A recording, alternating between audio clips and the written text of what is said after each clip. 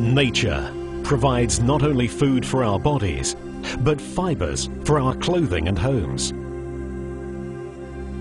Cotton, wool, silk, linen.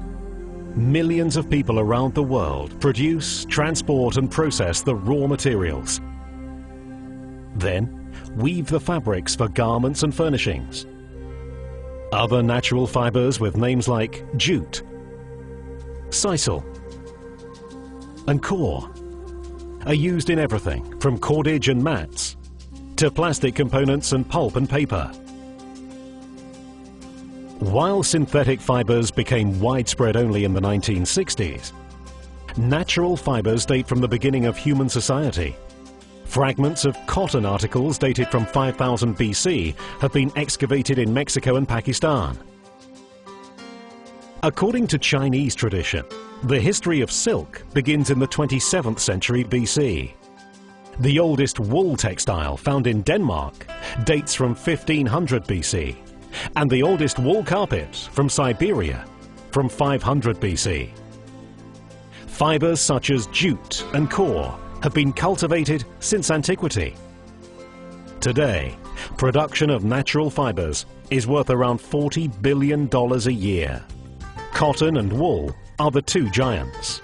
The world produces around 25 million tons of cotton annually. Woven into cloth, that's enough to cover all of England. Wool production is around 2.2 million tons annually in almost 100 countries. That's big business.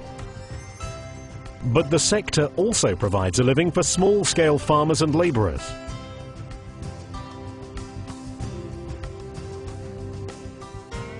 In West and Central Africa, that includes 20 million people in the cotton sector. In Asia, 11 million small-scale jute farmers. Add silk producers in Thailand, llama herders in Peru, and core producers in Sri Lanka, and you get the idea. Natural fibres contribute to a greener planet and could play an even larger role with better farming and manufacturing practices. Appropriate government policies can help boost the contribution of the sector to reducing global poverty, one of the Millennium Development Goals. Trade policy, agricultural subsidies, competition from synthetic fibres, environmental issues, new uses, and markets for traditional fibres. It's a complex situation. It was to focus attention on these issues that the United Nations General Assembly and the Food and Agriculture Organization of the United Nations declared 2009 the International Year of Natural Fibres. What are the objectives of the year? One objective is to promote greener and more efficient agricultural techniques for growing natural fibres. One technique is integrated pest management in cotton, in which farmers study the ecology of their fields throughout the growing season. They learn how to judge when insect populations are in balance and synthetic pest control is not necessary, which over the cropping year saves the farmer money and results in a cleaner environment. Another objective is to improve the lives of the poor who are involved in natural fibres. One way is to find new markets or uses for natural fibres or byproducts, especially those produced by small-scale farmers. The Common Fund for Commodities is an intergovernmental organisation that supports activities to enhance the social and economic development of commodity producers, especially in the natural fibres industries. For example, in the United Republic of Tanzania, the fund financed a pilot electricity plant that runs on biogas generated from sisal waste. Farmers can sell their waste to the plant for cash or trade it for a share of the electricity.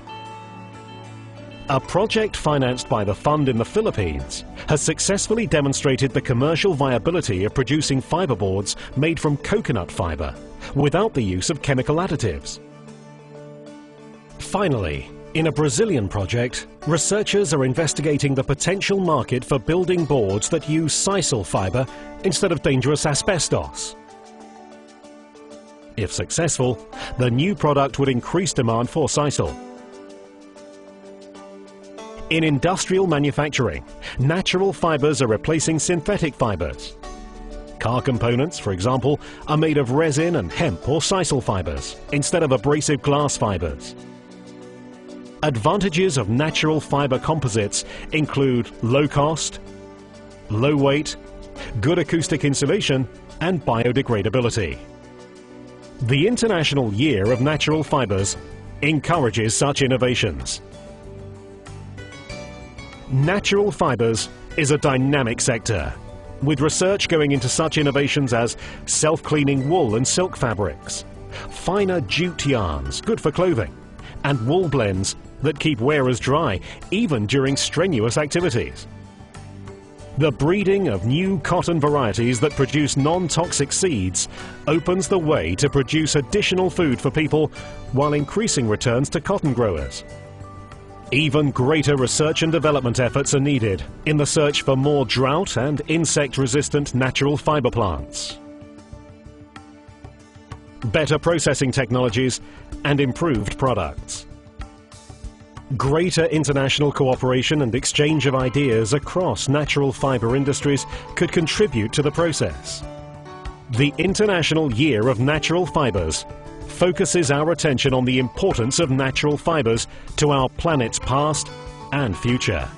For the first time, it brings together producers and consumers of all natural fibres. Discover natural fibres.